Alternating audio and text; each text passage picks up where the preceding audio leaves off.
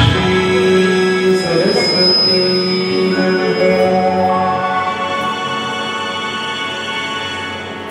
अगणित गुण सिंधु स्वप्रपन्नैक बंधु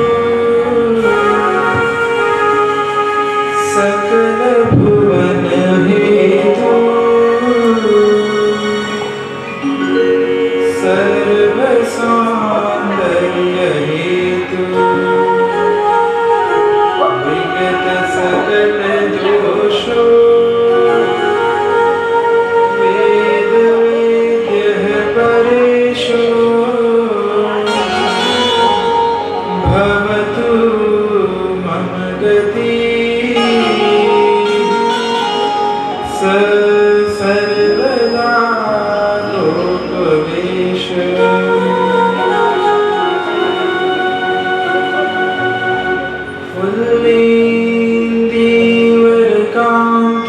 फुल्लेन्दीवरकान्तिन्दुवदनं वरहावतं सप्रियं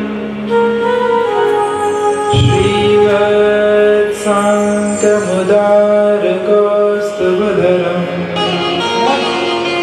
पीताम्बरं सुन्दरं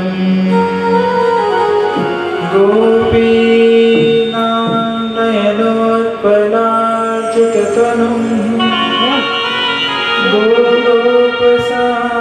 गोलोकसाङ्गावृतं गोविन्दं कलवेणुवादनपरम् दिव्याङ्गभूषं भजे हे राधे वृषभानुभूपतनये हे पूर्णचन्द्रानने हे कान्ते कमनीयकोकिलरवे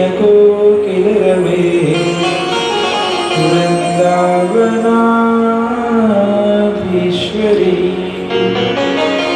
हे मातप्राणपरायणे च रसिके हे सर्वयोधेश्वरी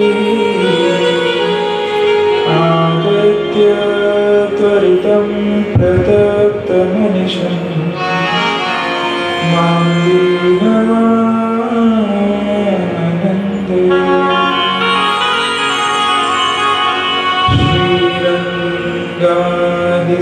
श्रीरङ्गादिसुदेविकाश्च ललिता वैशाखिका चम्पिका चित्रा तुङ्गसखिन्दुलेखिकपरा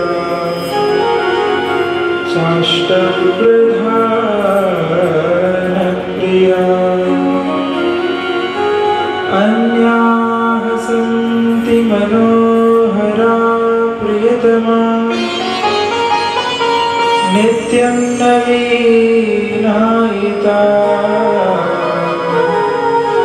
वन्दे तच्चरणारविन्दमनिशं दासोऽस्म्यहं श्रद्धया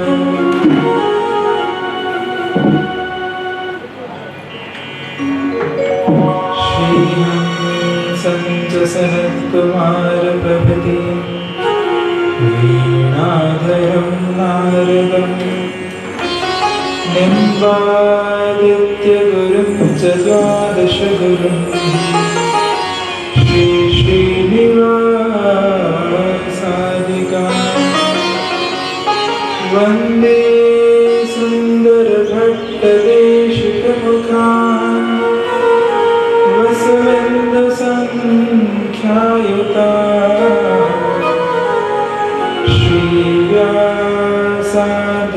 श्रीव्यासाधरिमध्यगाश्च परतः सर्वाङ्गुलं सादरम्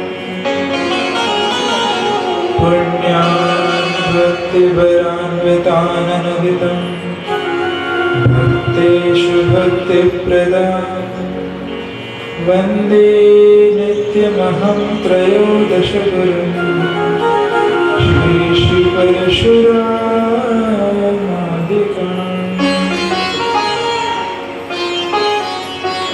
आनन्दमानन्दकराप्रसन्नं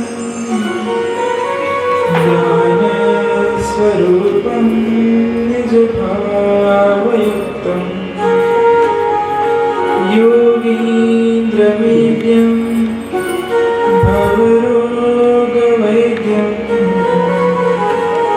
श्रीमद्गुरुं नित्यमहं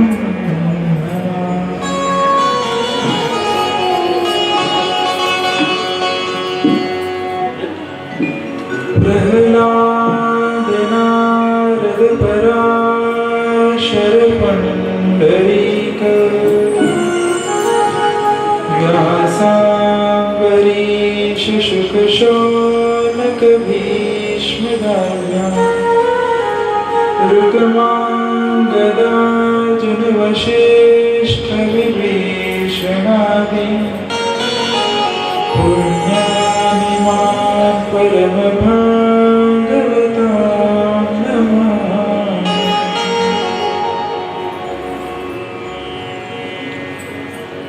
यं प्रव्रजन्तमनपेतमपेतकृत्यं द्वैपायनो विरहकातरया जुहाव पुत्रेति तन्मयतया तर्वोऽभिनेदुस् तं सर्वभूतहृदयं मुनिमानतोऽस्मि। यः स्वानुभावमखिलश्रुतिसारमेक मध्यात्मदीपमतिवितीर्षकान्तमाम् संसारिणां करुणयाः पुराणगुह्यं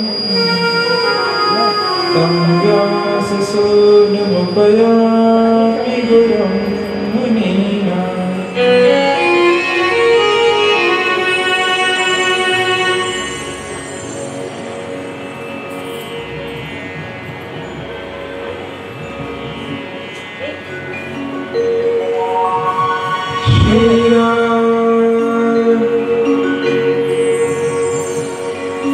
जय जय श्री राधारमण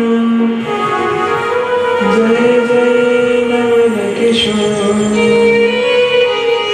जय गोपीत चित चोर प्रभु जय जय माखन चोर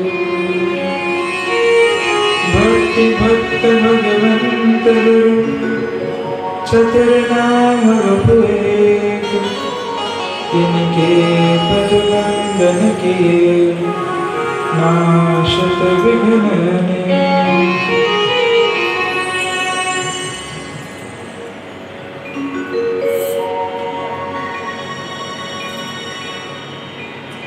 अतुलित बलधामं शैलावदेहं दहजवनकृशानं ज्ञानिनामग्रगण्यं सकलगणनिधानं वानराणामधीशं रघुपतिप्रियभक्तं वातजातं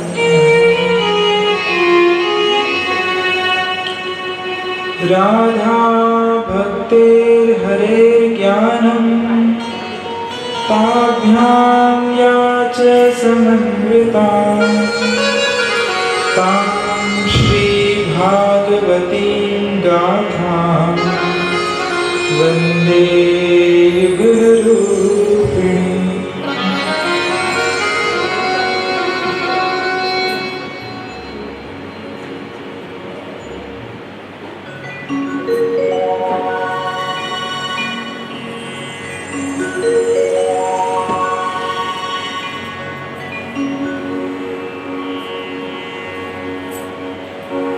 जय जय राधारमण हरि बोल जय जय राधारमण हरि बोल जय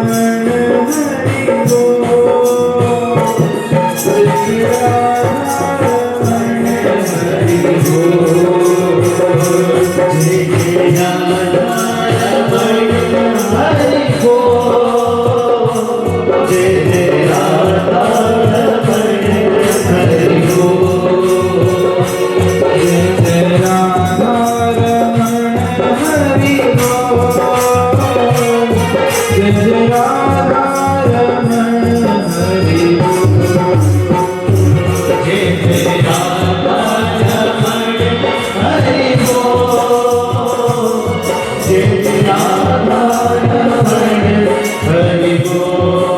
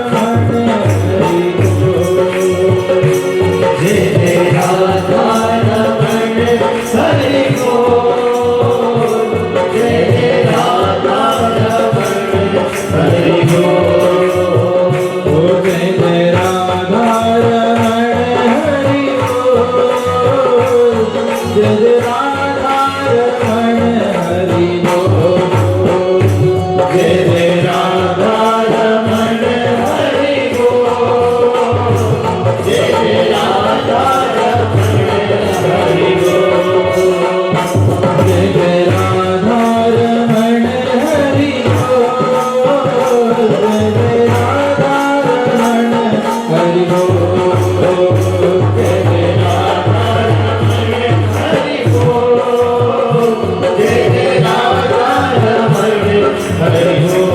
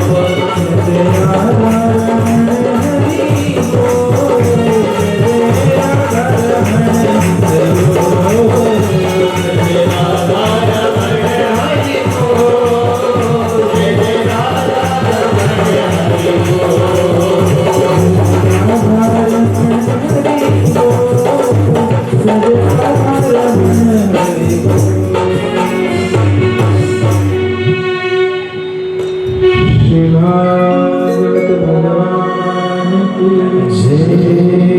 श्री राधा माधव जय।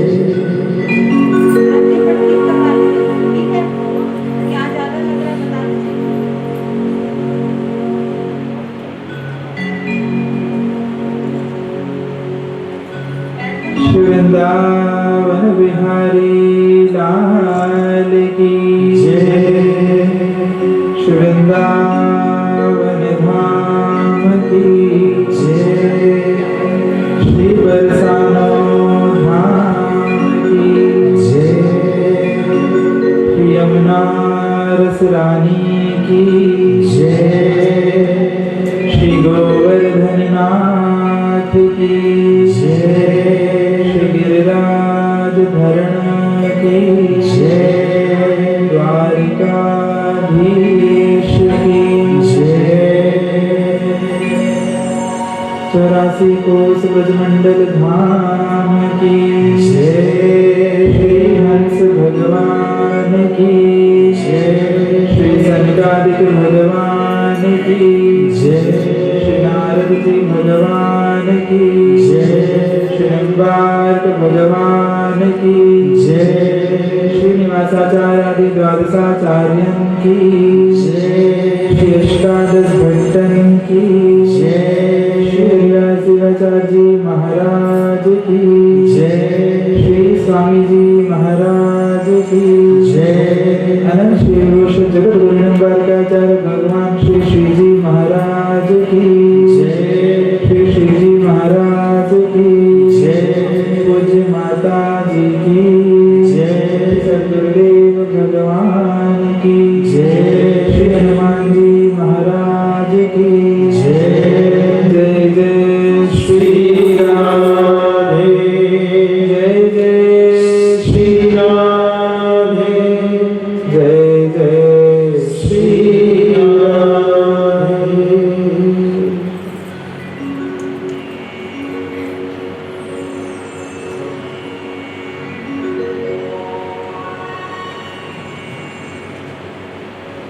समुपस्थित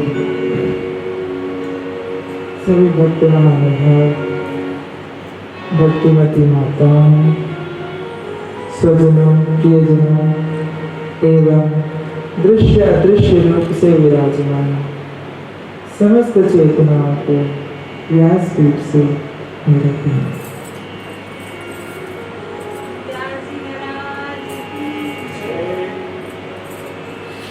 भक्तवांछा कल्पतरु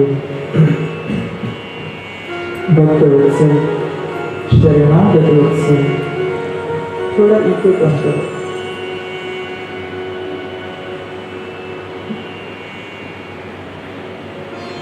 अकारण करुणा वरुणालय परम कृपाल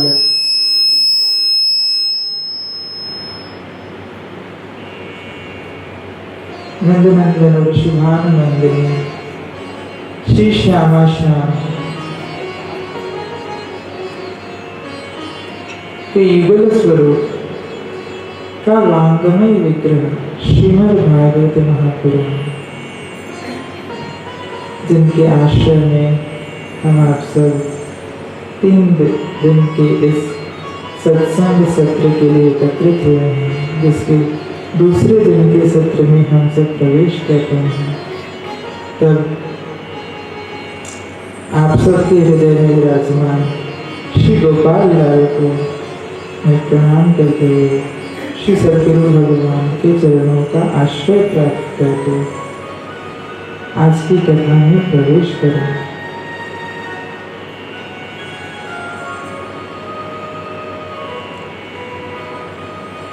कल के सत्र में हम सब ने श्रवण किया कि भक्ति किस प्रकार से भक्ति की वृद्धि है, भक्ति का स्वरूप क्या है, भक्ति के विरोधी तत्व क्या है। सच पूछो तो बात इतनी सी है, भक्ति स्वयं श्री जी का स्वरूप है।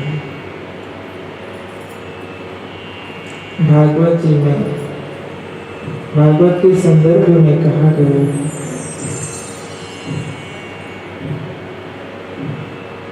राधा भक्तिर्हरे ज्ञानम् ताभ्यां या च समन्विता तां श्रीभागवतीं गाथां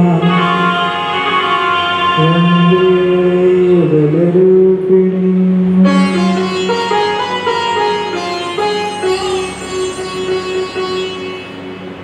श्री राधिका, जहाँ युगल स्वरूप में श्री भागवत जी का वर्णन किया गया। श्री भागवत जी शिवल राधा माधव सरकार के थोड़ा देखिए भैया।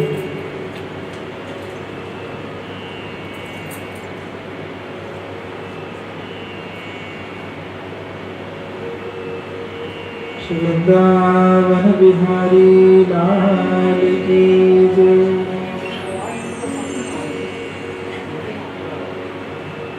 श्री राधा माधव भगवान की जय।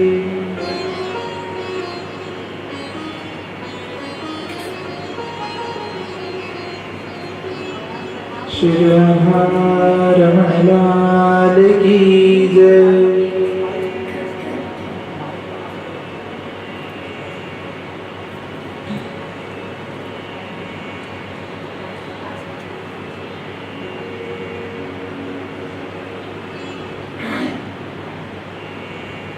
जहाँ श्री राधा माधव के युगल स्वरूप का वांग्मय विग्रह श्री भागवत जी को कहा गया,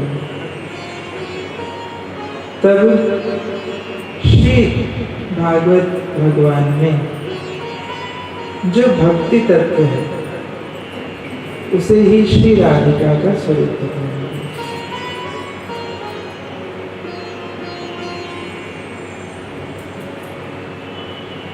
भक्ति के 8 साधन पक्ष के सोपान बताए गए और साध्य भक्ति के भी 8 सोपान बताए गए। हम आप सब ने जैसे श्रवण किया, श्री राधिका ब्रजमंडल में 2 स्वरूप में स्थित है। स्थूल रूप में अगर देखा जाए, जब सारा ब्रजमंडल श्री युगल का स्वरूप हो, 84 कोस ब्रजमंडल धाम राधा कृष्ण युगल का स्वरूप है। वो कोई साधारण भूमि नहीं है। जिसे महावाणी जी में भी कहा गया, भूलो भटको मत कोई यही है यही है। वो वृंदावन कैसा वृंदावन? न सूर्य के नीचे न शेष के ऊपर, गोपुर होते अगोचर ठौर। श्री वृंदावन में सूर्य का प्रकाश नहीं है, वहां का प्रकाश तो श्री राधिका के, श्री स्वामिनी के नख चंद्रिका की जो छटा है, उसकी एक कण मात्र बिंदु, उसका थोड़ा सा प्रकाश से ही सारा वृंदावन प्रकाशवान है।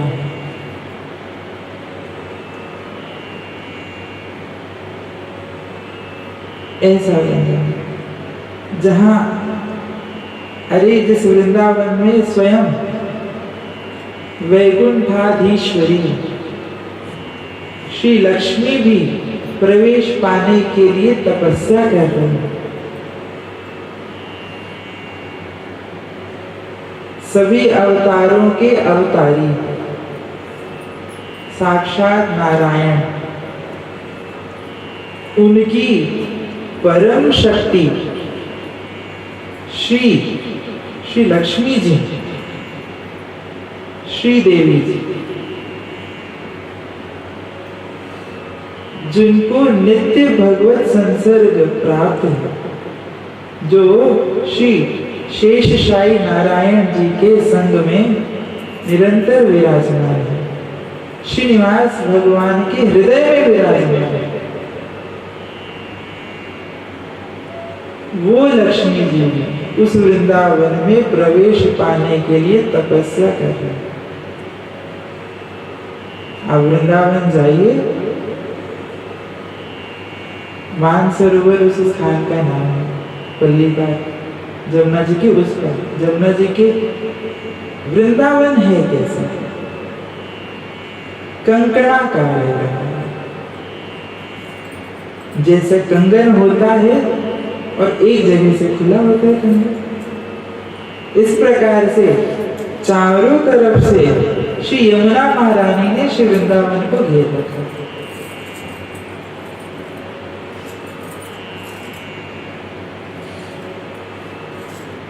ये वृंदावन की महिमा कैसी है? अनंत कोटि ब्रह्मांड नायक जो परब्रह्म परमेश्वर श्री कृष्ण है, उनका निज धाम है श्री।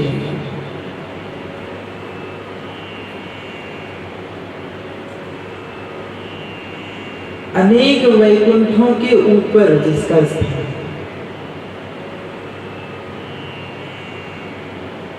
ऐसे दिव्य वृंदावन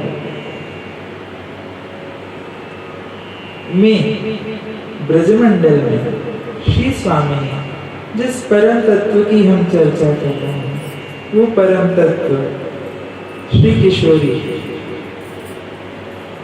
दो स्वरूपों में स्थित है, जो महाभाव स्वरूप कौन? श्री राधा ठाकुरानी, श्री चैतन्य महाप्रभु जी कहते हैं। श्री राधिका का स्वरूप क्या है? महाभाव स्वरूप।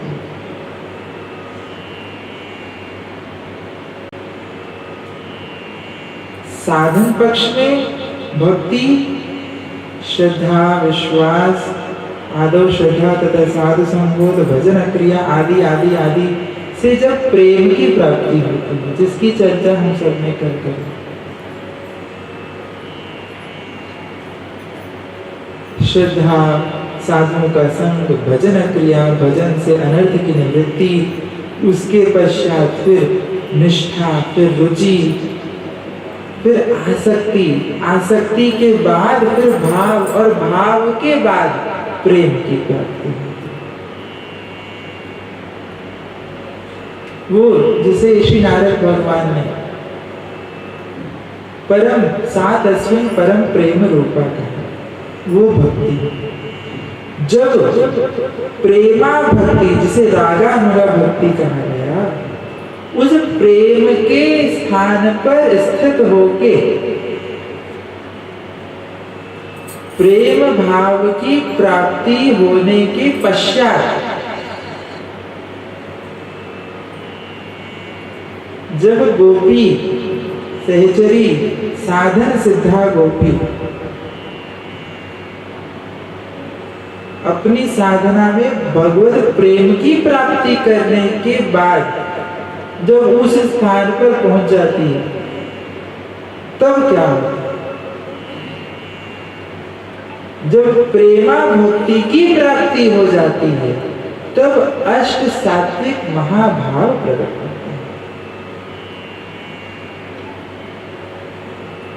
उस परम प्रेम की प्राप्ति के बाद अष्ट सात्विक महाभाव की प्राप्ति होती है। अष्ट सात्विक महाभाव की प्रेम के बाद पहला तो प्रेम, फिर स्नेह, मान, प्रणय, राग, अनुराग, भाव और भावना। स्नेह, मान, प्रणय, राग, अनुराग, भाव, ये प्रेम के बाद इन स्थितियों की प्राप्ति।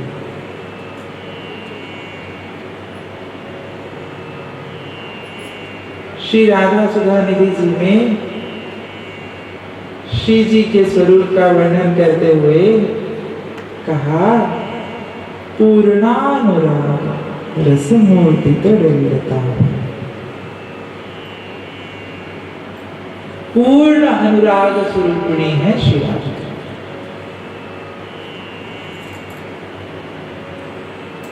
जब ये अष्ट सात्विक महाभाव, उसमें भी आगे चल के जब अनुराग की प्राप्ति होती है, उस अनुराग को श्री स्वामिनी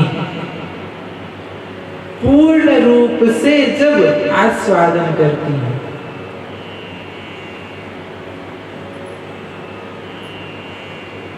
रास में जब स्वामिनी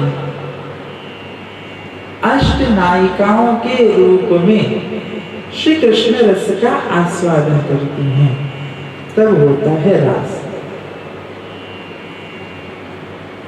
और जब इन्हीं अष्ट नायिकाओं के समस्त अनुराग के जो 8 विभाग हैं, उनको सबको जब एक साथ आस्वादन करती है, तब होता है महारास।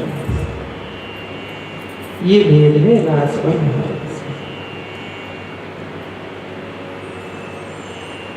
अनुराग में अष्ट नायिकाओं के रूप में श्री स्वामिनी श्री कृष्ण रस का आस्वादन करते हैं। प्रथम तो अभिसारिका के रूप में, दूसरा विप्रलब्धा के रूप में, खंडिता के रूप में, कलहंतरिता के रूप में, उत्ता के रूप में, लक्षिता के रूप में, पाखड़ सज्जा के रूप में, स्वाधीन भद्रिका के रूप में। ये अष्ट नायिकाओं के विभाग। अब इन अष्ट नायिकाओं के विभाग के माध्यम से जब श्री कृष्ण के परम रस का आस्वादन श्री राधिका करते हैं, तब होता है पूर्णानुराग।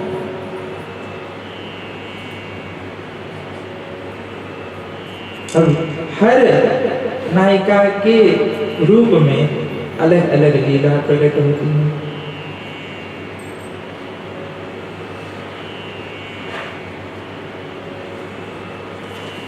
आठों, अब ये तो श्री जी का स्वरूप है, परंतु श्री जी जब प्रेम के बाद स्नेह, मान, प्रणय, राग, अनुराग, भाव, महाभाव को, इन अवस्थाओं को प्राप्त करती हैं, इन अवस्था में स्थित होकर जब लीला करती हैं, तब निकुंज में नई नई लीलाएं प्रकट होती हैं। भाव हम लोग बड़ा सहज रूप से कहते हैं, हम बड़े भावुक हैं, हमारा ये भाव है। भाव की स्थिति कहाँ जाकर के खड़ी होती है?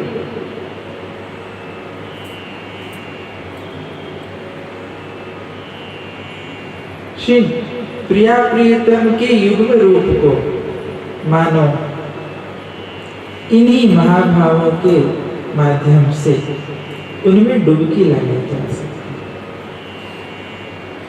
है। और जब इन भावों का श्री किशोरी के कृपा से, ये भाव तो श्री स्वामिनी के हैं, परंतु उनका आश्रय प्राप्त करके सहचरी जन, सखी जन, मंजरी आदि सभी सखियां श्री राधिका के कृपा करुणा के फलस्वरूप उन श्री किशोरी के हृदय में जो भाव प्रकट होता है, उस भाव की एक बिंदु मात्र को जैसे कोई घड़ा भर जाए तो वो छलकने लगता है, तब उससे उसमें भरा जा रहा रस बिखरता है। उस घड़े से बाहर जो कुछ भी खड़ा होगा उसको वो रस प्राप्त हो जाएगा। उस घड़े के बगल में जो भी पात्र होगा उसमें वो रस गिरेगा। उसी प्रकार श्री स्वामिनी के हृदय में जब कृष्ण प्रेम का रस उछाल मारने लगता तब उस उछलते हुए रस कणिकाओं को श्री सहचरी जन प्राप्त करते हैं। और जब श्री जी की कृपा से उस रस की प्राप्ति होती है तब अष्ट सात्विक चिन्हों की प्रकटीकरण होता है। उनमें जब ये रस की प्राप्ति होती है तब अष्ट सात्विक चिन्ह भी प्रकट होते हैं। जैसे कोई व्यक्ति स्नान करके आए तो उसके बाल गीले हैं तो ये प्रमाण है कि ये अभी स्नान करके आया है। उसी प्रकार जब साधक इन अष्ट सात्विक महाभावों को श्री किशोरी के आश्रय को प्राप्त करके स्वामिनी की परम करुणा का पात्र बनके जब कुछ रस की प्राप्ति करता है, उस रस में निमग्न होकर के आता है, तब उसके ऊपर उसके हृदय में अष्ट चिन्ह और अष्ट सात्विक चिन्ह प्रकट होते हैं, जिन्हें कहा गया ते स्वेद स्तंभ रोमांचा स्वरभेदोदवे पथुः वैवर्ण्यमश्रुप्रलय इत्यष्टौ सात्विका स्मृता। भक्तिमयी सेवा में जिसे नारद जी ने कहा मत्तो भगति, परम प्रेम रूपा भक्ति जब प्राप्त होती है तब क्या होता है? तो नारद जी ने कहा मत्तो भक्ति, स्तब्धो भक्ति, स्तब्ध कभी मत्त हो जाता है, कभी रोमांच उसके अंदर प्रकट हो जाता है, सारा शरीर पुलकित हो जाता है, हृदय पुलकित हो जाता है, कभी खूब हंसता है, कभी खूब नाचता है, तो कभी खूब अश्रु बहाता है। वैवर्ण्यमश्रु प्रलय,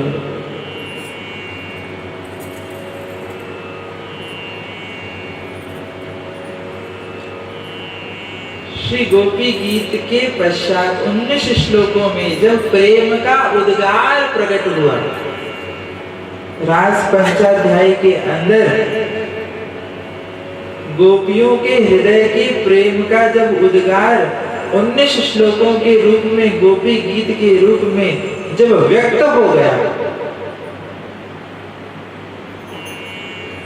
जो अनिर्वचनीय प्रेम है वो भी श्री जी की कृपा को प्राप्त करके व्यक्त हो गया।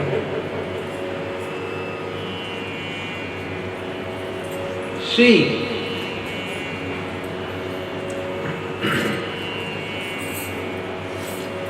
जब भगवान लीला रास लीला में अंतर ध्यान हो गए, वहीं पर श्री जी की चुनरी को ओढ़ के बैठ गए, तब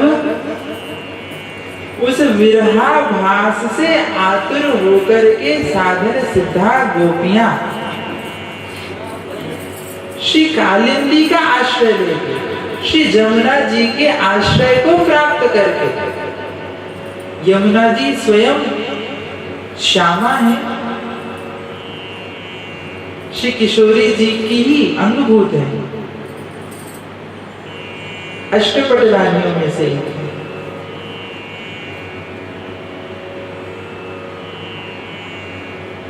मानो श्री स्वामिनी का ही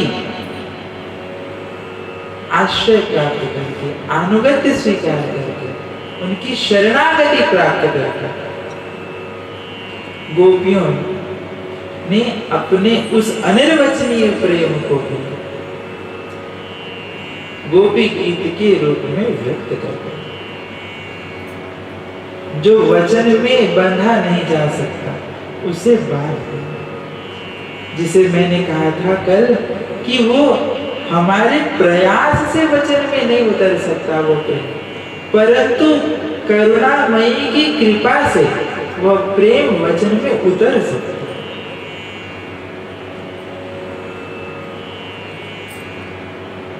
जब उस प्रेम का उद्गार हुआ तब 19 श्लोकों के बाद गोपांगना शांत हो गई, गोपियां शांत हो गई। और सुखदेव जी ने कहा इति गोप्य प्रगायन्त्य प्रलपन्त्यश्च निश्चया रुरुदुस्वरं राजन् कृष्ण दर्शन लालसा। अब केवल एक ही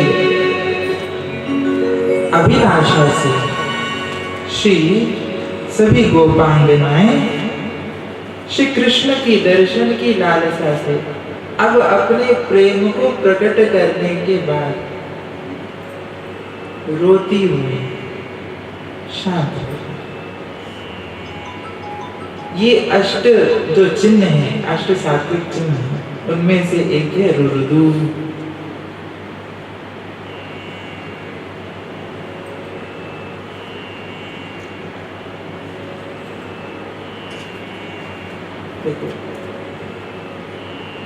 पूर्णानुराग रस मूर्ति, इस श्लोक का हम लोग आश्रय ले रहे हैं, उसमें पूर्णानुराग। अब इसकी अष्टनायिकाओं का अगर वर्णन किया जाए तो इसके लिए तो हमें एक और सत्र रखना पड़ेगा, परंतु एक माध्यम में संक्षेप में अगर कहूं तो पूर्णानुराग का अर्थ हुआ जब श्री किशोरी इन 8 नायिकाओं के रूप से लीला करते हुए ब्रजमंडल में विचरण करती हैं श्री कृष्ण के संग, तब जो रास की लीलाएं प्रकट होती हैं वो स्वरूप है पूर्णानुराग। रस मूर्ति दूसरा शब्द है श्लोक का, रस मूर्ति। यहाँ केवल श्री राधिका का स्वतंत्र चिंतन नहीं किया, रस मूर्ति से अर्थ यही है रसो वैसा, जब श्री कृष्ण समग्र रस का आश्रय प्राप्त करके समग्र रस का रूप समेट करके श्री राधिका के रस को आस्वादन करने के लिए जब श्री राधिका की आराधना करने के लिए उपस्थित हुए, श्री स्वामिनी के 2 स्वरूप हैं, एक है राधिका और एक है आराधिता। राधिता अनयाराधितो नूनम, जिसे भागवत जी में कहा गया। कई लोग कहते हैं भागवत जी में राधा जी का नाम है, 8 जगह नाम है।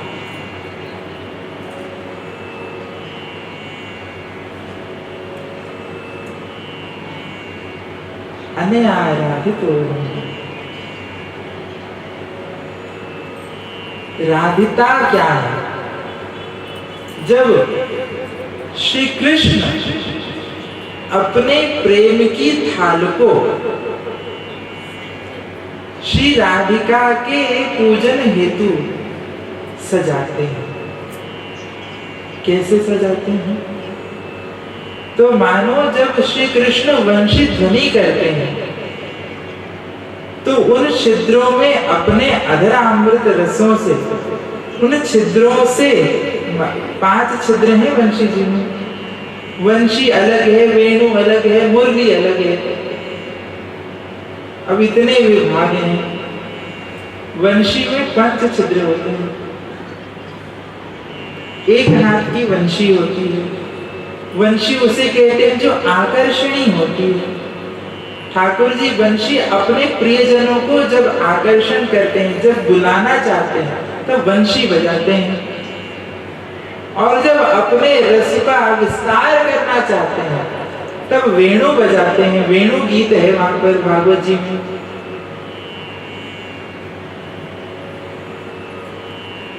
वंशी आकर्षणी है, अपनी ओर खींचने वाली।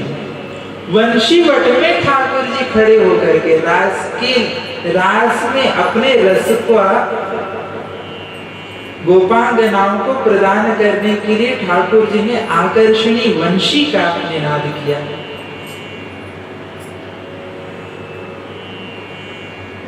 जगऊ कलम वाम दिशा में। वंशी निनाद कैसी हुई? जगऊ कलम। अब जो समझ पाएंगे, मैं तो संकेत मात्र कर रहा हूं। काम बीज जो कृष्णाश्रय जितने भी संप्रदाय हैं, चाहे निम्बार्क संप्रदाय हो, चाहे गौड़िया संप्रदाय हो, चाहे वल्लभ संप्रदाय हो, इनमें जो बीज मंत्र है उसे काम बीज कहा जाता है। इसकी उत्पत्ति यहाँ की है, वो यहीं से प्रकट हुआ है। जगो कलम वाम दिशा मनोहर, भागवत जी का श्लोक है। तो उस आकर्षणी वंशी के छिद्रों पर जब अपने अधर अमृत कणों से श्री कृष्ण वंशी निनाद करते हैं तो उनके अधर के अमृत कण मानो उन पंच छिद्रों से निकल करके, अब उस हवा के साथ तो मॉइस्चर भी आएगा ना, तो उस मॉइस्चर से, उस रस से, उस जल से, उस अधरामृत रस से श्री किशोरी का पंचामृत अभिषेक करते हैं।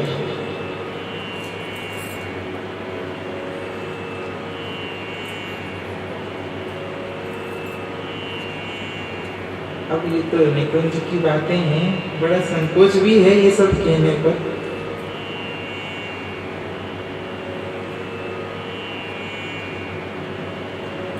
अपने अधरामृत कणों से मिश्रित रोली को मानो श्री कृष्ण श्री राधिका के अधरोष्ठ पर पधराए।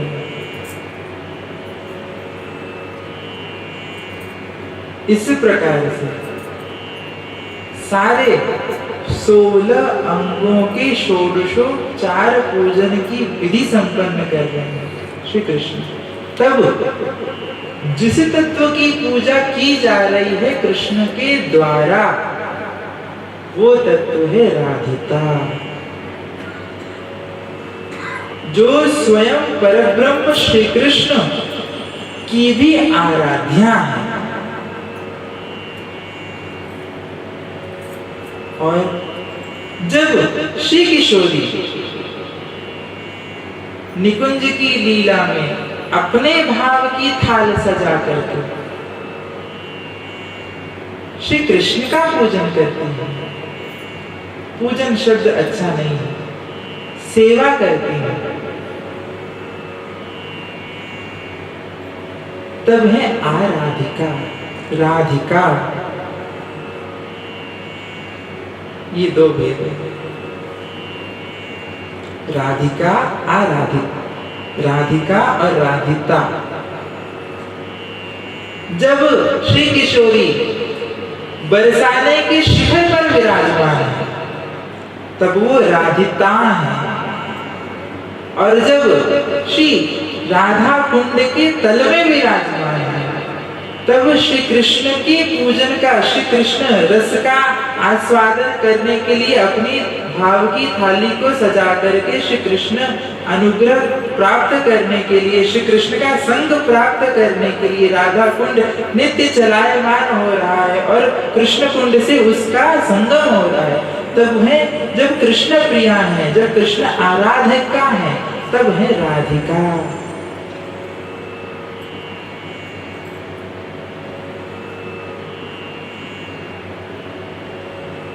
बड़ी गंभीर बात है, परंतु सरल भाषा में यदि मैं कहूं तो उस परम प्रेम की धारा जब प्रवाहित हो रही है श्री राधिका है धारा। जब परम प्रेम स्वरूपा महाभाव स्वरूपा श्री राधिका जब धारा के रूप में श्री कृष्ण की ओर जाती है तब है धारा। और वही जब श्री कृष्ण के रस से मिश्रित होकर के उस कृष्ण तत्व से टकरा करके जब वापस ब्रह्माचल पर्वत से उतरती है वो धारा, तब है राधा। धारा और राधा, राधा धारा। गुरु जी कहते जब यो जाती है तब धारा है, और जब यो जाती है तब राधा है। जब ऊपर चढ़ती है तो धारा है और नीचे उतरती है तो राधा है। अब ये कैसी बात कह दी महाराज जी आपने? धारा तो ऊपर से नीचे उतरती है। यहीं पर प्रकट होता है प्रेम विवर्त विलास। उज्ज्वल नीलमणि है।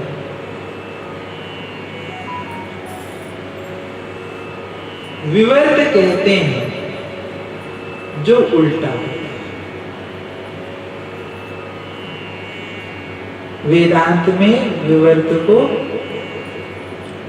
अघटित घटना पटी ऐसी माया कहते हैं। माया विवर्त है।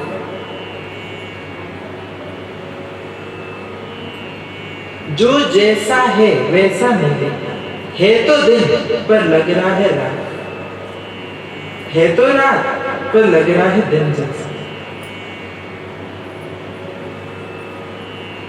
संसार ये लगता है सत्य पर है ये नश्वर।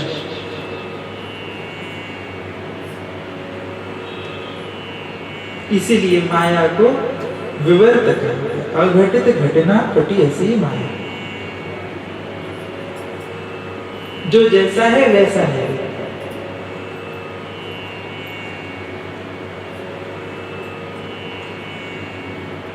प्रेम विवर्त विलास। अब देखो प्रेम के स्थूल रूप में 3 दर्शन है। भाव, भावोल्लासिता और सखित्व। सखित्व किसे कहते हैं? जब सखी सहचरियां श्री राधिका श्री कृष्ण को दोनों एक तत्व मानते हैं। न इनमें कोई बड़ा है न कोई छोटा है, एक ही तत्व है और 2 रूप हैं। जब ये भावना रहती है तब तो है सखित्व।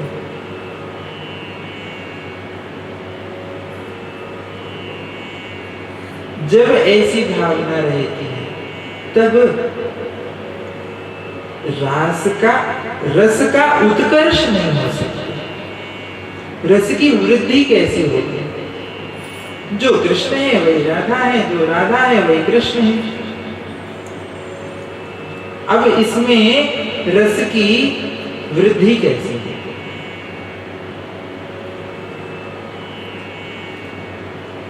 तो दूसरा दर्शन आया नहीं, ये उसके आराधक हैं, ये उनकी आराध्या है। यहां पर रस का उत्कर्ष होता है। श्री राधाया प्रणय महिमा कीदृशो प्रिय।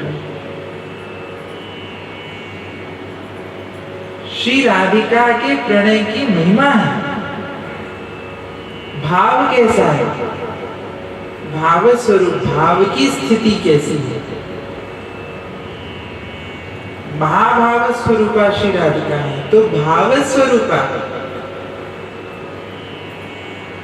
प्रधान अष्ट सखियां हैं। इनकी स्थिति क्या है? ये श्री युगल को किस प्रकार दर्शन कर रहे हैं? श्री वृंदा सखी को श्री लाल जी ने, श्री कृष्ण ने कहा सखियों को बुला लो। वृंदा जी सहचरियों के पास गई, ललिता विशाखा आदि सखियों के पास गई, तो ललिता जी ने पूछ लिया कि कृष्ण कुंज में अकेले विराजमान है कि श्री राधिका विराजमान?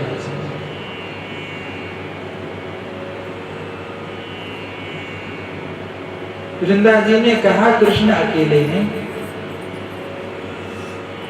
तो मानो ललिता जी ने कहा अगर कृष्ण अकेले विराजमान है तब हम नहीं आए। ये है भावोल्लासता।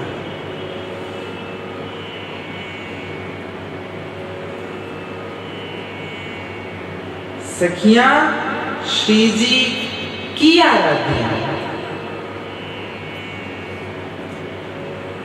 सखियों की आराधक तत्व, उपास्य तत्व श्री किशोरी ही हैं। श्री कृष्ण यदि न हो तो भी सखियां पूर्ण रस का आस्वादन करती हैं।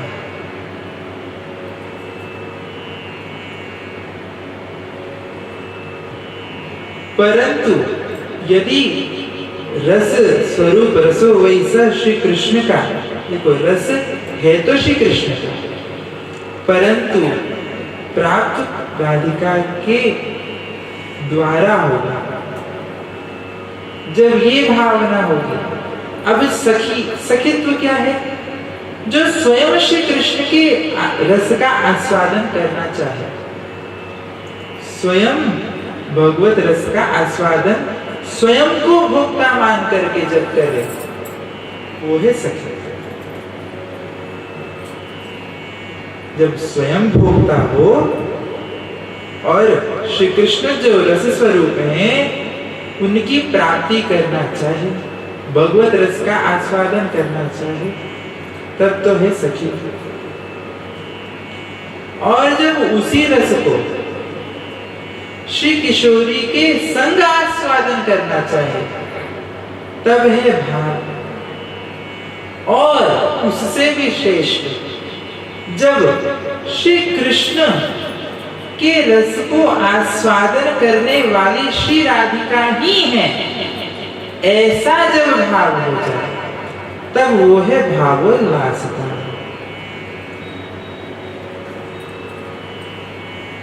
श्री कृष्ण रस है,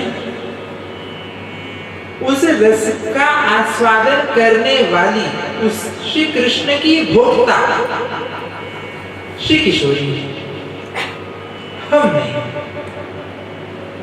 हमें श्री कृष्ण रस की अभिलाषा ही नहीं है। ये जो भाव है, ये जो किंकरी का भाव है, ये है भावोल्लासता।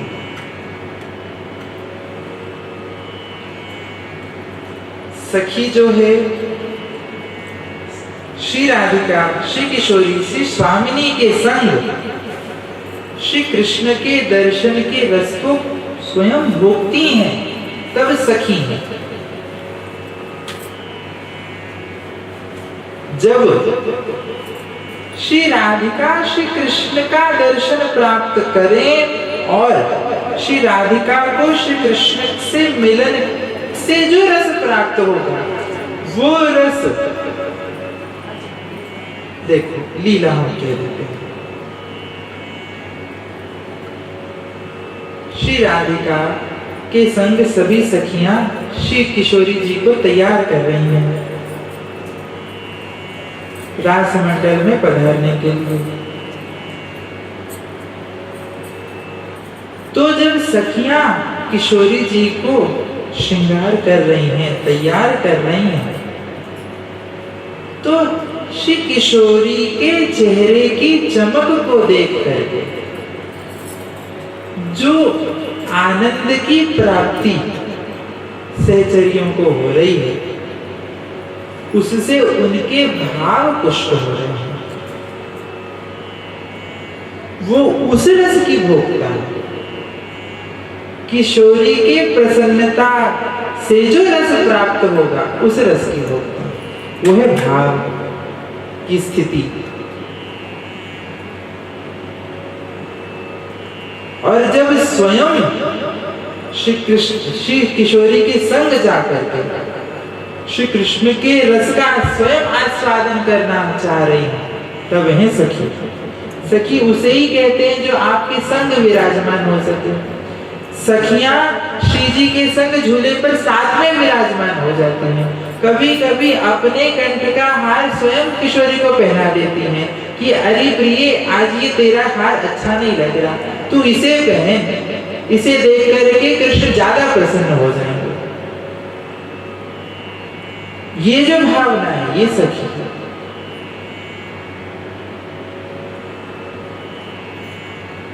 सहचरी श्री राधिका को श्री कृष्ण रस का आस्वादन प्राप्त हो, श्री राधिका को रास में पधारने के लिए जो भी प्रबंध रचने हैं, जो सारी तैयारियां करनी है, वो काम है भाव में स्थित जो सखियां हैं उनके, सहचरियों के।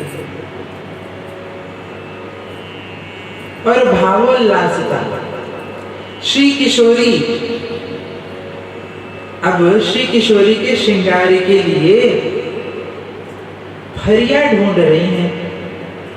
सहचरी ने कहा, ललिता जी ने कहा कि अरे मंजरी, जरा तुम श्री किशोरी का वो नीला वाला फरिया ले आओ। फरिया ओढ़नी में अंतर है। जो पूरा ओढ़ लिया जाता है उसे कहते हैं ओढ़नी। और यदि आप प्राचीन उपासक चिन्ह जो छवियां हैं श्रीनिवार के संप्रदाय में, उसमें जो श्री राधिका का जो स्वरूप है,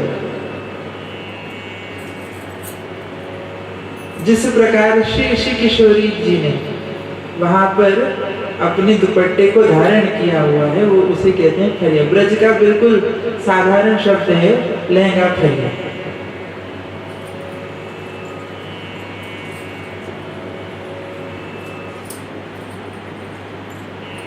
फरिया जो पहनती हैं श्री किशोरी, तब श्री किशोरी के कुछ दिव्य दर्शन होते रहते हैं। संकेत में मैं कह रहा हूं संकोच से, जैसे कोई हीरा हो, उसे यदि पूरा ही ढक दो तो पता ही नहीं चलेगा हीरा है कि नहीं। पर जब थोड़ा सा वो हीरा खुला हो, कहीं से उसका प्रकाश निकल रहा हो, तो जिज्ञासा होगी कि देखा जाए यहाँ पर क्या है, क्यों इतना ये चमक रहा है। इसी प्रकार श्री कृष्ण के उत्सुकता को बढ़ाने के लिए श्री राधिका रास मंडल में पधारने के समय फरिया धारण कर लेती है। तो फरिया अब सहचरी ढूंढ रही है, फरिया लाओ फरिया लाओ। कहा मंजरी को? मंजरी ने अपनी निज दासी जो किंकरी है उसको कहा कि अरे अरे ढूंढ कर लाओ, मैं तो श्री जी के लिए पुष्पहार बना रही हूँ, जल्दी से तुम फरिया ढूंढ के लाओ।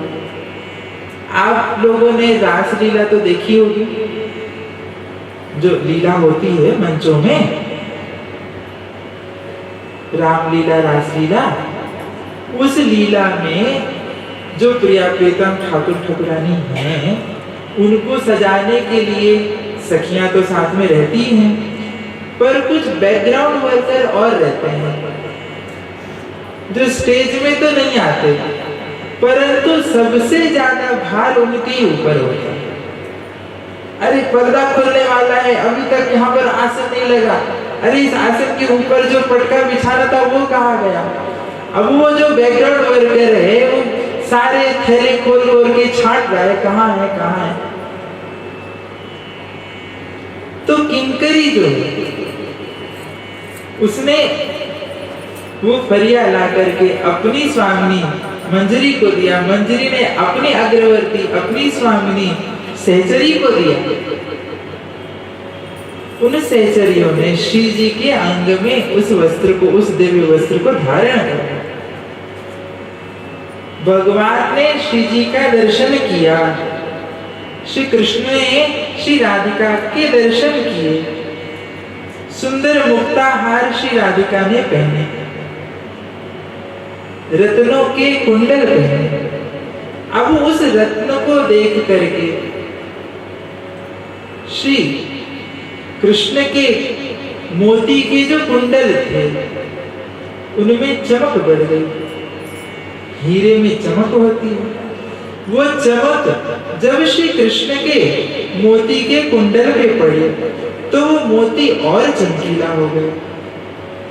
जब वो मोती और चमकीला हुआ तो उस मोती की चमक दोबारा उस कुंडल पर पड़ी तो वो रत्न का कुंडल और चमकने लगा। जब वो और चमकने लगा और प्रकाश करने लगा तो और ज्यादा प्रकाश फिर उस मोती के कुंडल पर पड़ा, वो और प्रकाशमान हो गया। इसी प्रकार से निकुंज की रास की लीला नित्य हो जाती है, अनवरत हो जाती है।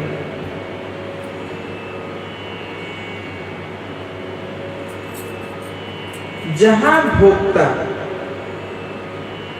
और भोज्य वस्तु असीमित हो जाए वहां पर निकुंज की नित्य रास का प्रादुर्भाव होता है। थोड़े सरल शब्दों में कहूं, आपने घर पे 5 लोगों का भोजन कराया, 3 ही लोग आए, 2 लोग बाहर से खाकर आ गए, और जो 3 लोग थे उनको भी ज्यादा भूख नहीं थी, तो उन्होंने क्या किया, भोक्ता के, अब जो खाना है, जो रस है, जो प्रसाद आप उनको पवाना चाह रहे हैं, मान लो वो रस का स्वरूप है। भगवत प्रसाद रस ही तो है। हम सब वैष्णव हैं, भगवत प्रसाद के अलावा बिन प्रसाद मुख आनन धरहि, जिसे शहरव्यास देवाचार्य जी ने महावाणी में कहा, रसिक कौन है? विधि निषेध के जे जे धर्म ताहि तजे रहे निष्कर्म। उसी पूरे श्रेणी में, पूरे पद में कहा, बिन प्रसाद मुख और न ले। तो हम सब वैष्णव हैं, भगवत प्रसाद भगवान का रस ही है, रस, उस रस का ही आस्वादन करते हैं। तो वो रस की सीमा है। क्यों? क्योंकि वो भोक्ता के ऊपर निर्भर करता है। भोज्य वस्तु यदि सीमित है, भोक्ता यदि ज्यादा आ गए, भोजन करने वाली व्यक्ति ज्यादा हो जाए और भोज्य वस्तु थोड़ी हो जाए तो भी संतुलन नहीं बैठेगा, खत्म हो जाएगा, रस खत्म हो जाएगा। यदि खूब ज्यादा भोज्य वस्तु है पर भोक्ता ही कोई नहीं है भी तो बहुत सीमित है, तो भी वो रस व्यर्थ हो जाएगा। रस की निरंतरता तब कब होगी जब भोज्य वस्तु भी असीमित हो और भोक्ता भी असीमित हो। श्री निकुंज में श्री राधिका भी भोक्ता है, श्री कृष्ण भी भोक्ता है। जब श्री राधिका श्री कृष्ण रस की भोक्ता है तो भोज्य पदार्थ श्री कृष्ण रस है, और जब श्री राधिता आराधिता के स्वरूप में भोज्य रस, रस के स्वरूप में विराजमान है, तब भोक्ता है श्री कृष्ण। इस प्रकार से न भोक्ता की कभी कमी होती है, न भोज्य वस्तु की कभी कमी होती है। तो इस प्रकार से ही श्री रास नित्य हो जाता है, निकुंज की रास की लीला नित्य हो जाती है।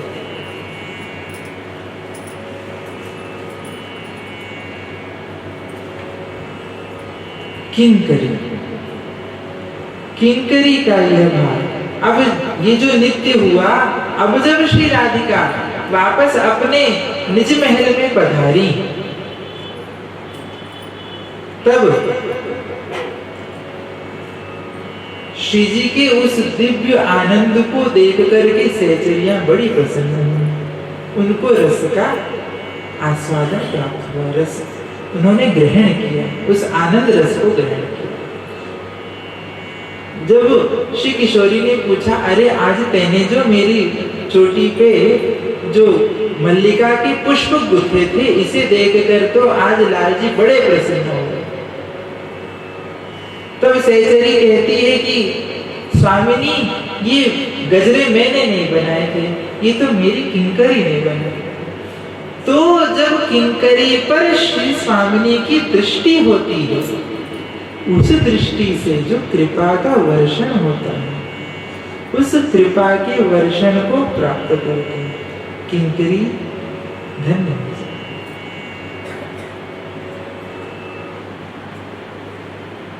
पूर्णानुराग रसमूर्ति तडिल्लताभम्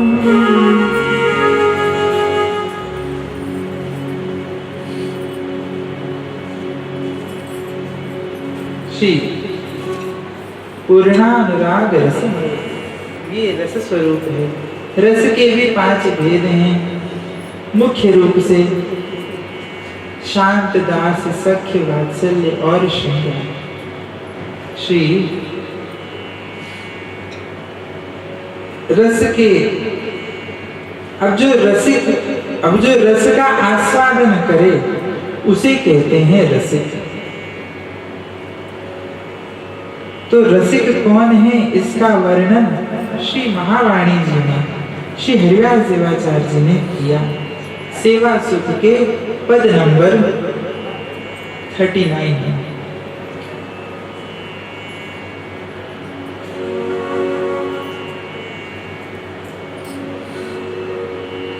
जो प्रभु के आश्रय आवे, सो अन्य आश्रय सब छिटकावे।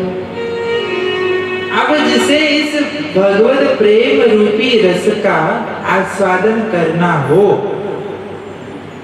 राम दुआरे तुम रखवारे, होत न आज्ञा बिनु पैसारे। राम रसायन तुम्हारे पासा, सदा रहो रघुपति के दासा। जो परम रसिक हैं श्री हनुमान जी महाराज, जिस प्रकार से रसायन किसके पास है, राम रसायन तुम्हारे पास। रसायन औषधि को भी कहते हैं। राम रसायन, श्री कृष्ण रस, श्री राम रस, ये भव रोग की औषधि है।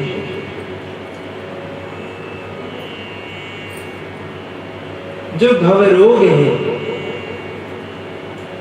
इस संसार रूपी काल के मुंह में जो सारे जीव समाये हुए हैं, काल व्याल मुखग्रास त्रास निर्नाश हेतवे, श्री भागवत जी में कहा गया। काल रूपी व्याल के मुख में, काल रूपी सर्प के मुख में सारे जीव पड़े हुए हैं। समय बीतता जा रहा है, हमारा जीवन व्यर्थ होता जा रहा है। हम लोगों की स्थिति तो ऐसी है जैसे स्मृति का श्लोक है। स्मृतिकार कहते हैं,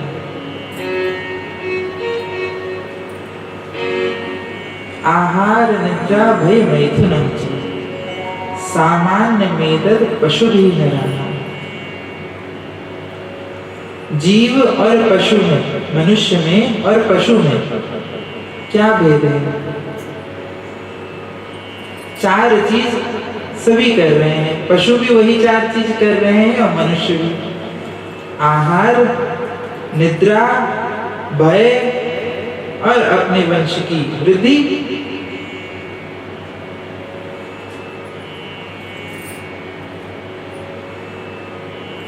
धर्मो ही कम अधिको विशेष, धर्मेण हीना पशु भी है। एकमात्र मनुष्य के पास उसका जो स्वधर्म है, वही उसके पास विशेष है जो उसे पशु से भिन्न करता है। अन्यथा पशु योनि में और मनुष्य योनि में कोई अंतर नहीं है। We all are social animals. Science तो हम लोगों को सोशल एनिमल ही कहता है।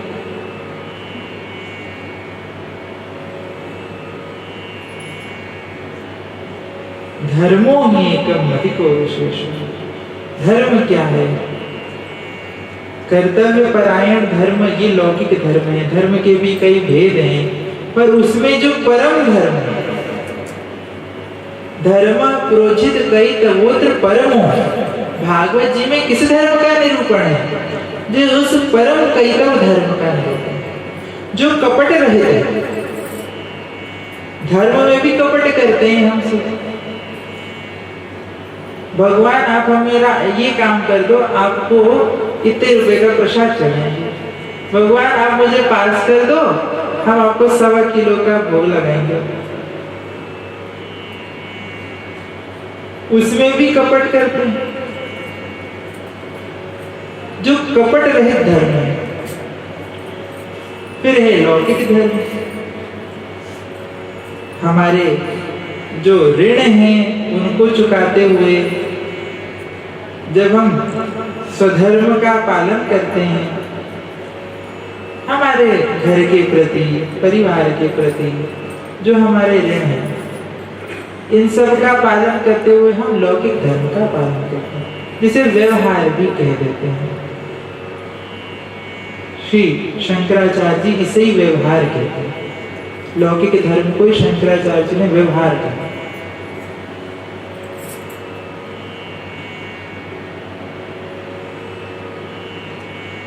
परम धर्म क्या? जो कपट से भी रहित है और लौकिक धर्म से भी परे है। लौकिक धर्म के अनुष्ठान से क्या होगा? मुक्ति। धर्म अर्थ काम मोक्ष। धर्म होगा उससे कामना की पूर्ति होगी। कामना की पूर्ति होगी। वैसे क्रम तो शास्त्रों में ये है, लोगों ने ये कहावत बना रहे धर्म अर्थ काम मोक्ष। शास्त्रों में जो श्लोक है वहां पर आया है अर्थ धर्म काम मोक्ष, ये उसकी सीक्वेंस है। अर्थ से धर्म होगा, धर्म से कामना की तृप्ति होगी, अकाम होगा जब निष्काम होगा, जब अहंता का नाश होगा, कर्तृत्वाभिमान से निवृत्त होगा, करने वाला मैं हूं ऐसी भावना जब हट जाएगी। करने वाले सब कुछ ठाकुर जी हैं, जब वो शरणागत हो जाएगा। कार्पण्य दोषो प्रहतत स्वभाव पृच्छामि ताम धर्म सम्मूढ़ चेता। गीता जी में अर्जुन भगवान से कहते हैं,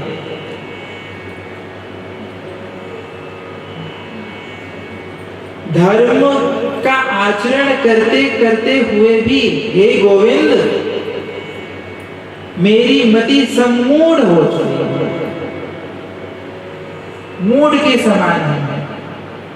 हमारा तो ये धर्म है कि हम युद्ध करें, पर मेरी मति सम्मूढ़ चेता।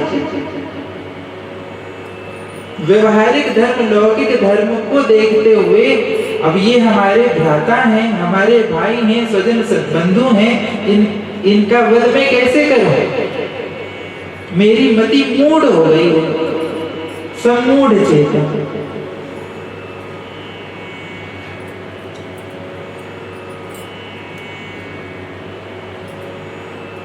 हम त्वाम शिष्यस्ते हम शादी मांग त्वाम प्रपन्ना। जब अंतिम में अर्जुन ने भगवान की शरणागति ग्रहण की, शिष्य बना, कृष्णम वंदे जगत गुरु, उस जगत गुरु श्री कृष्ण के जब शिष्य हो गए,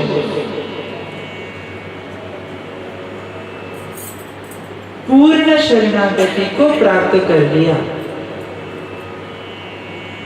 आनुकूल्यस्य संकल्प प्रतिकूलस्य विवर्जनम। रक्षतीत विश्वास गोप्तृत्व वर्णम तथा। ये शरणागति के भेद हैं, अंग हैं, भेद नहीं कहना चाहिए, शरणागति के अंग हैं। आनुकूल्य से संकल्प, जो अपने आराध्य के अनुकूल है, जो हमारे इष्ट के अनुकूल है, ऐसा ही हमारा सारे कर्म, हमारे सारे क्रियाकलाप, गमन आगमन, हसन व्यसन, आहार विहार, सब कुछ जब अपने इष्ट के अनुकूल हो जाता है, जो कोई अपना हमारा प्रिय हो, जैसे सांसारिक दृष्टि में भी हम जिससे प्रेम करते हैं, हम उसको उसके अनुसार, उसके अनुकूल अपने को ढालते हैं। उसी प्रकार जो हमारे प्रियतम है श्री राधा माधव, उनके अनुकूल हमारा सारी चित्त की वृत्ति, हाव भाव, गमन आगमन, आहार विहार, सब कुछ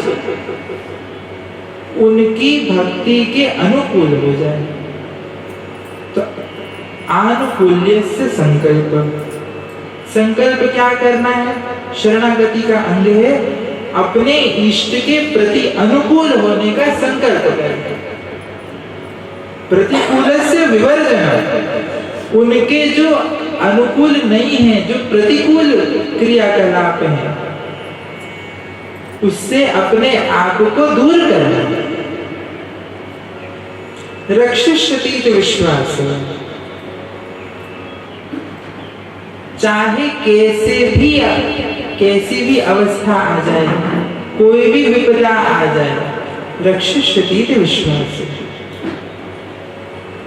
रक्षा करने वाले गोविंद हमेशा हमारी रक्षा करेंगे, ये दृढ़ विश्वास है। द्रौपदी के ऊपर जब संकट आया तो उसने दोनों बाण उठा करके जब गोविंद को पुकारा तो भगवान दौड़े चले। जब गज ने, गजग्राह की जो लीला है, जब ग्राह रूपी मगरमच्छ उस मदमस्त गज के को ग्रहण कर लेता है, ग्रस लेता है, जब सारे बंधु बांधव उसके छूट जाते हैं,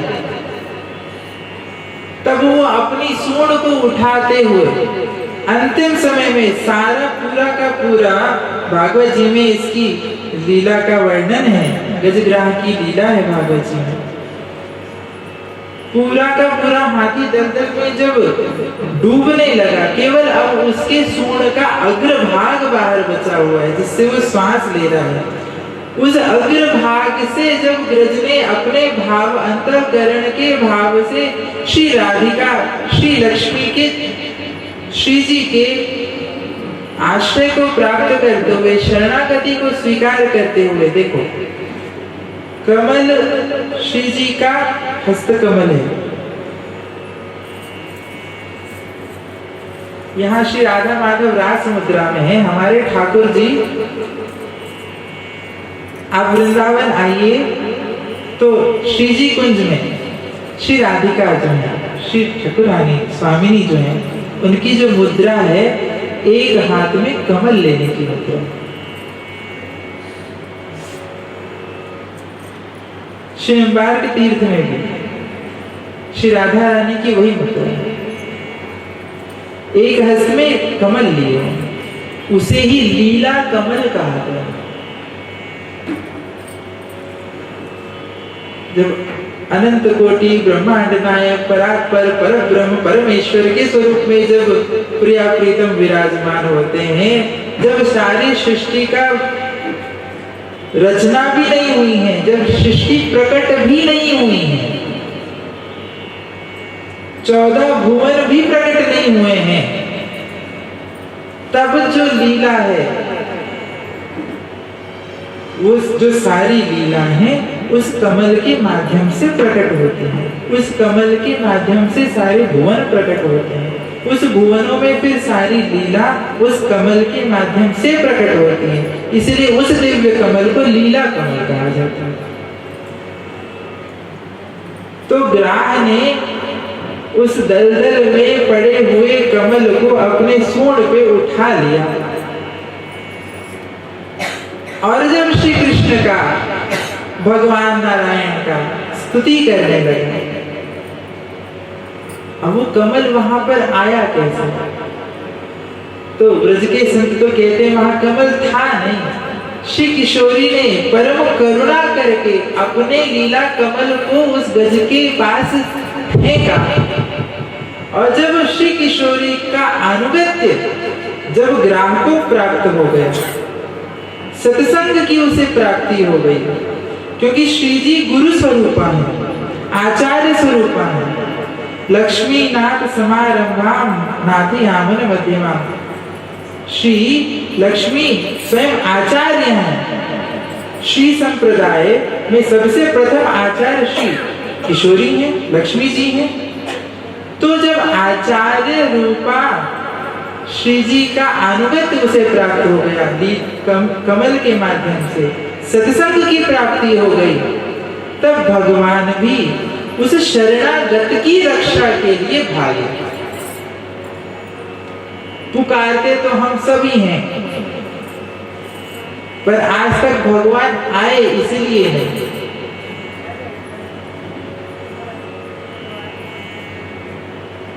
जब आचार्य की शरणागति प्राप्त करके सत्संग से प्राप्त हुए भक्ति को अपने हृदय में अवस्थित करके हम श्री कृष्ण को पुकारते हैं, तब श्री कृष्ण अपनी कृपा करके भक्त को दर्शन देते, उसका उद्धार करते।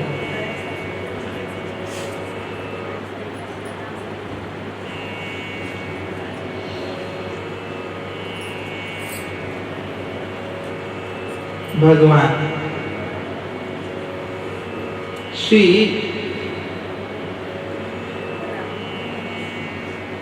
जब इस प्रकार से जब हम श्री भगवान का आह्वान करते हैं और भगवान से क्या मांगते हैं,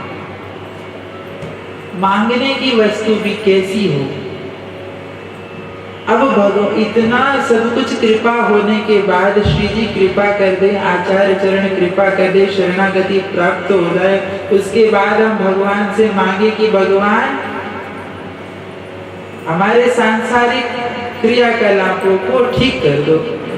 ये तो हमारी मूर्खता है। मांगने की वस्तु क्या है? एक ही वस्तु है मांगने की। भक्त कह रहे हैं श्री, तेरी चौखट पे मन मोहन, तेरी चौखट पे दिन गुजारा करूं, तेरी चौखट पे दिन गुजारा करूं, राधा राधा रमण पुकारा करूं, राधा राधा रमण पुकारा करूं, तेरी चौखट पे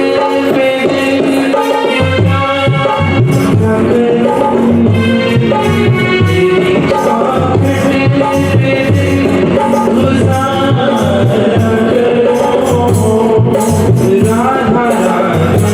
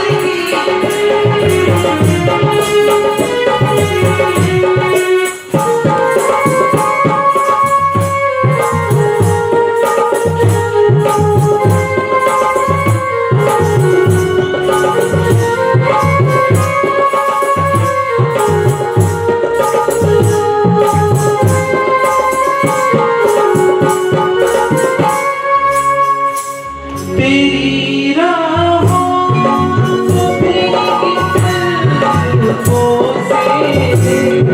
तेरी राहों को भी कोसे तेरी राहों को भी कोसे मैं सदा प्रेम से तुम्हारा करूं मैं सदा प्रेम से तुम्हारा करूं तेरी चौखट पे गुजारा करूं तेरी चौखट पे गुजारा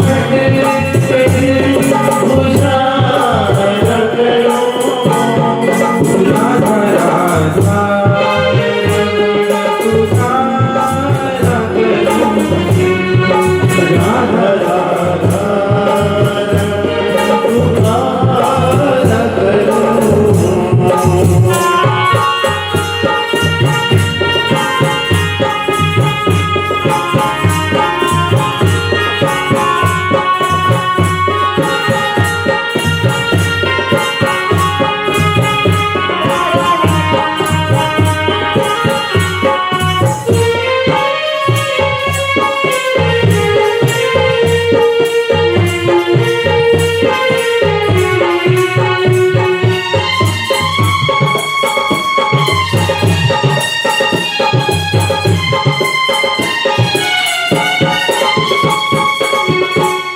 तेरी चरणों की रज आभूषण से तेरी चरणों की रज आभूषण से तेरी चरणों की रज आभूषण से तेरी चरणों की रज आभूषण से मांग अपनी सदा सवारा करूं मांग अपनी सदा सवारा करूं तेरी चौखट पे गुजारा करूं तेरी चौखट पे गुजारा करूं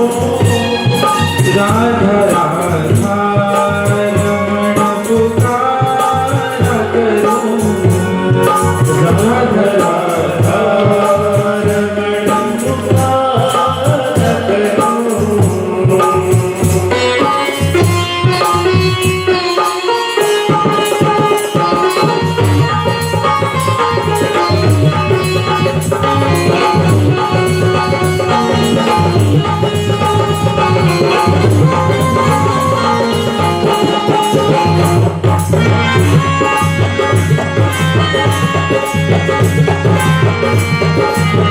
ताली सेवा देते हुए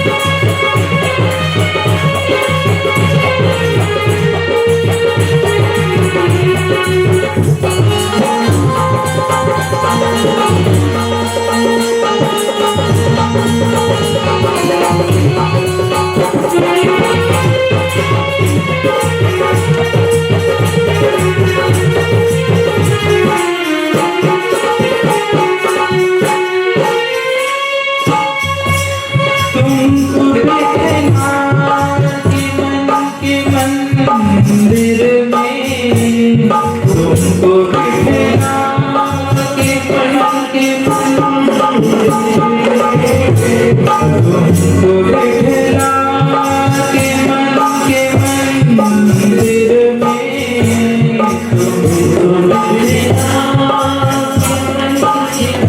अपने मन के मंदिर में श्री प्रिया प्रीतम को बिठला करके क्या करेंगे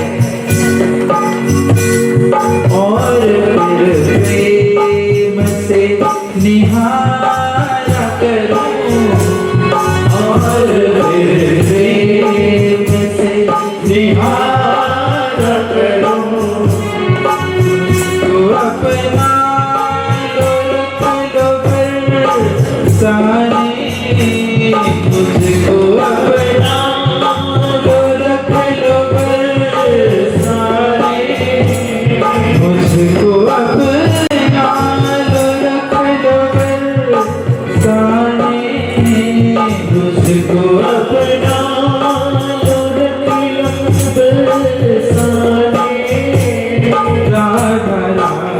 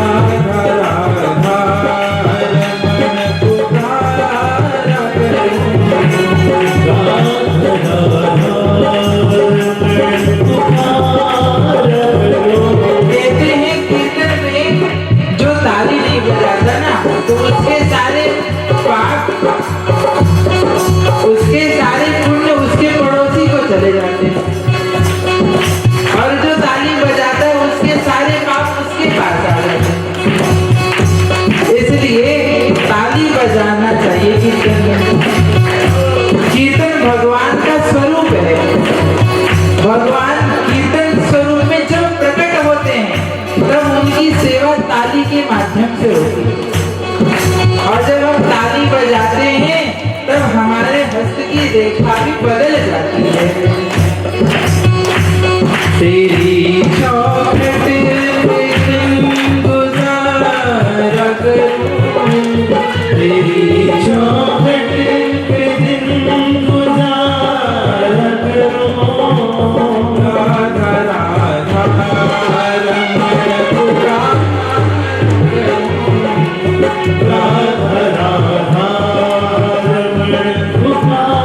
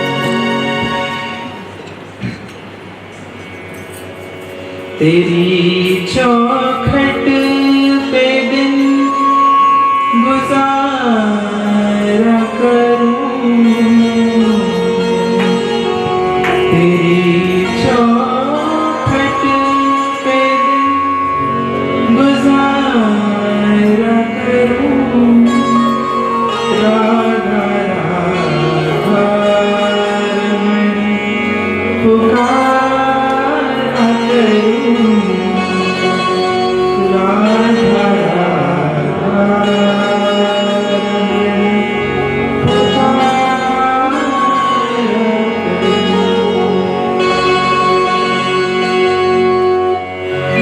यही हमारी एकमात्र अभिलाषा है। चौखट में स्वामिनी के पड़े रहोगे तो कभी तो सुधरेंगी। हम सब क्या कर सकते हैं? हम तो केवल श्री राधिका के महल की चौखट पर जाकर के पढ़ सकते हैं। साधन से सीढ़ी चढ़ते हुए हम लोग केवल महल की चौखट तक ही तो जा सकते हैं। पर जब उनकी करुणा होगी, कृपा होगी, अरे कभी तो कृपा होगी, कभी तो स्वामिनी पूछेगी कि कौन पड़ा है द्वार। कभी किसी अपनी सहचरी को भेज देंगी कि द्वार पर कौन पड़ा है देखने के लिए। तो अगर सखियों की कृपा हो गई, आचार्य स्वरूपा सखी की कृपा हो गई, तो श्री राधिका के दर्शन भी प्राप्त।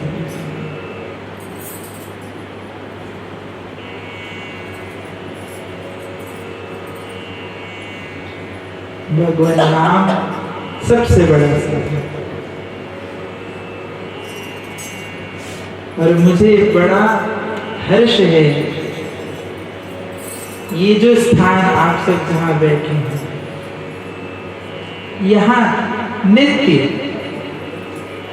भगवान नाम का कीर्तन रोज सुबह शाम 2 घंटे कीर्तन होता है।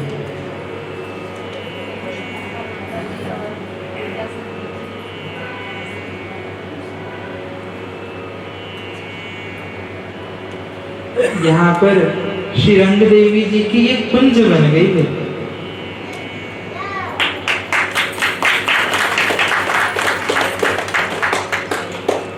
और हम आप सब इतने सौभाग्यशाली हैं कि उस रंग देवी जी के कुंज में विराजमान होकर के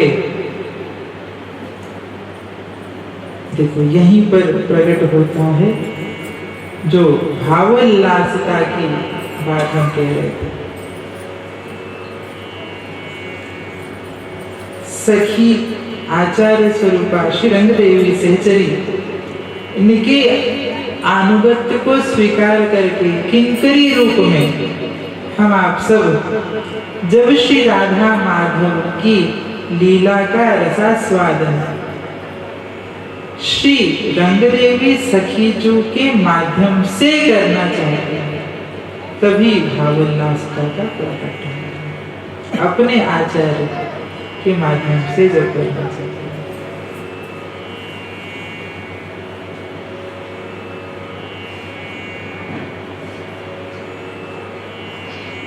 पिछले 6 वर्षों से, अगर मैं गलत ना हो, तो यहाँ पर नित्य श्री युगल नाम संकीर्तन निरंतर चल रहा है। और वर्ष में एक बार 7 दिन का अखंड युगल नाम संकीर्तन भी यहाँ होता है। हम सब ज्यादा से ज्यादा इस प्रकल्प का लाभ लें। जो हम लोग लोकल लोग हैं, जो भी बिलासपुर वाले, जब भी हमें समय मिलता है, घर में बैठ करके मोबाइल में अपना समय बिताने से अच्छा है कम से कम 24 घंटे में से 1 घंटा तो श्री आचार्य चरण के सानिध्य में आकर युगल नाम का कीर्तन कर ले। वरना वही बात है, पशु और मनुष्य में अंतर क्या है? तो जिसे मनुष्य होने का गर्व हो, उसे तो जरूर कीर्तन करना चाहिए। और कलयुग में संगत छत्र, संग में शक्ति है। कीर्तन सामूहिक होना चाहिए। भजन एकांत में होता है और कीर्तन संग में होता है। कीर्तन का एक भाव यह भी है कि जब समाज के सामने अपने संग, अपने परिकरों के संग, वैष्णवों के संग में, कल हम सब ने सुना था सत्संग करना चाहिए, जो सत्पुरुष हैं उनका संग करना चाहिए। तो जो वैष्णव जन है, सताम वैष्णवाना, सत किसको कहते हैं? वैष्णव को। पावना नाम च पावना, वैष्णव कौन है? जो पवित्र को भी पवित्र करने वाले हैं। गंगा जी सबका पाप हरती हैं, पर गंगा जी को भी पवित्र करने वाले हैं वैष्णव। कुंभ का प्रयोजन ही यही है। वर्षों तक जो सभी जीव आकर के अपने पापों को गंगा जी में धो करके जाते हैं, जमुना जी में धो करके जाते हैं, इन पवित्र नदियों में, देवस्वरूप नदियों में